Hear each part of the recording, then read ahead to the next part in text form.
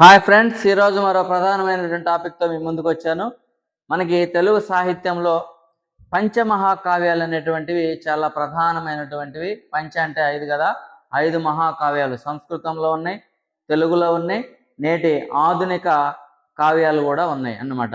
అంటే 5 ఆ పంచమహాకావ్యాలు ఏంటో ఈరోజు మనం తెలుసుకుందాం. చూడండి, మన హెడ్డింగ్ కూడా అదే, పంచమహాకావ్యాలు. పంచమహాకావ్యాలు ముందుగా సంస్కృతంలో ఏమున్నాయో చూద్దాం. చూడండి, సంస్కృతంలో రఘువంశము కాళిదాసు రాశాడు, కుమార సంభవం ఇది కూడా కాళిదాసు గారు రాశారు, అలాగే మేఘ సందేశం ఇది కూడా కాళిదాసు గారు రాశారు, కిరాతార్జునీయం భారవి గారు రాశారు, అలాగే శిశుపాల వధ మాగుడు రాశాడు.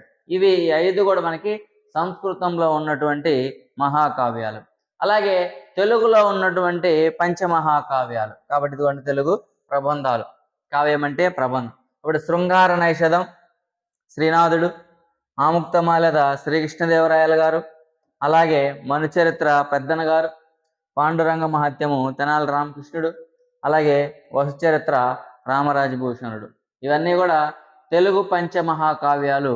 ఇవి సంస్కృత పంచమహాకావ్యాలు. ఇప్పుడు ఆధునిక కావ్యాలు చూద్దాం. ఆధునిక కావ్యాలంటే నేటి ఆధునిక కాలంలో ఉన్నటువంటి కవిత్వానికి సంబంధించినటువంటి కావ్యాలు. ప్రాణప్రతాప సింహ చరిత్ర ఒకటి, అలాగే శివభారతం, అలాగే శివతాండవం, అలాగే ఆంధ్ర పురాణం, బాపూజీ ఆత్మకథ, దీన్ని తుమ్మల సీతారామమూర్తి సోదరి గారు రాయడం జరిగింది. ఇవి మనకున్నటువంటి పంచమహాకావ్యాలు. ఇక్కడ వీటి మీద మనకి ఎక్కువగా నెట్ అలాగే సెట్లో కూడా ఇవి మనకి వీటి మీద ప్రశ్నలు అడుగుతూ ఉంటారు. అలాగే టెట్ డిఎస్సిలో కూడా అప్పుడప్పుడు అడుగుతుంటారు. కాబట్టి మనకు ఉన్నటువంటి తెలుగు సాహిత్య సంపదకు సంబంధించినటువంటి గొప్ప 5 గ్రంథాలని ఖచ్చితంగా మనం తెలుసుకోవాలి. కాబట్టి దీని మీద నేను ఈ క్లాస్ చేయడం జరిగింది. ఇలాంటి మరిన్ని ఇంపార్టెంట్ ప్రధానమైనటువంటి టాపిక్స్ మన ఛానల్లో నేను మీకు బోధించడం జరుగుతుంది. కాబట్టి మన ఛానల్ మీద ఒక కన్నేసి ఉంచండి.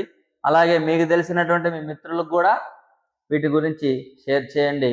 అలాగే సబ్స్క్రైబ్ కూడా చేసుకోండి.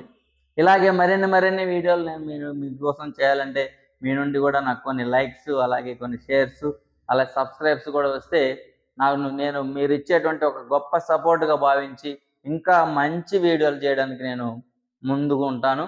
అలాగే మన ఛానల్ని చూస్తూ ఉండండి. మళ్ళా నెక్స్ట్ క్లాస్లో కలుద్దాం. జై హింద్.